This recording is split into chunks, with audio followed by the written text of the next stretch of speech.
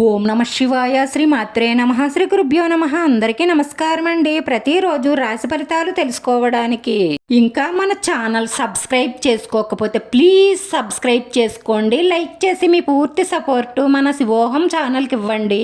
ఈ వారం రాశి ఫలితాలలో గోచార్య రీత్యా మేషరాశి వారు ఎటువంటి శుభాశుభ ఫలితాలను పొందుతారో తెలుసుకోవడానికి ఈ మన వీడియోని ఎక్కడా స్కిప్ చేయకుండా చివరి వరకు చూడండి. ఈ వారంలో మీరే రాజు, మీరే మంత్రి. మీ బిజినెస్ లో మీకు మించిన వారెవ్వరూ ఉండరు. కొత్త స్త్రీలతో పరిచయాలు ఏర్పడతాయి. ధనలాభం కలుగుతుంది. మీ ప్రాముఖ్యతను పెంచుకోవడానికి మీరు గట్టిగా ప్రయత్నం చేయవలసి ఉంటుంది. ఈ రోజు మీరు ఓర్పుగా ప్రవర్తించండి.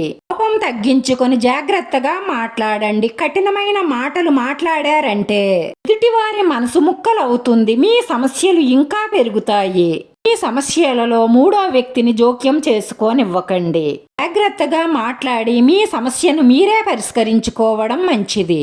వివాహ సంబంధంలో సరైన సమన్వయం ఉండడం చాలా మంచిది. వ్యాపారం విస్తరించాలి అన్న మీ ఆలోచన కార్యరూపం దాలుస్తుంది. ప్రముఖులతో పరిచయాలు మీకు చాలా మేలు కలుగుతాయి. ఈ భాగస్వామికి సమయాన్ని కేటాయించలేనంత బిజీగా గడుపుతారు. డయాబెటిక్ సంబంధించిన వ్యక్తులు రెగ్యులర్ పరీక్షలు చేయించుకుంటూ ఉండాలి. వారు కూడా ఆరోగ్యం పట్ల శ్రద్ధ వహించడం చాలా ముఖ్యం. విద్యార్థులు మీ కష్టానికి తగిన ఫలితాన్ని అందుకుంటారు.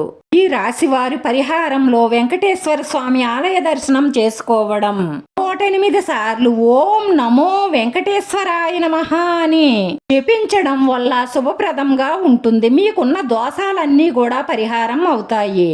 మనసులో ఉన్న మంచి సంకల్పాలన్నీ నెరవేరి మానసిక ప్రశాంతత లభిస్తుంది. ఈ రాశి వారి అదృష్ట సంఖ్య 4. ఈ రాశి వారికి కలిసొచ్చే రంగు తెలుపు రంగు.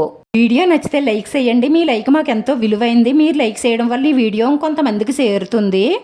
మన శివోహం ఛానల్ని ఆదరించండి. అందరికీ ధన్యవాదాలండి. ఓం నమ శివాయ.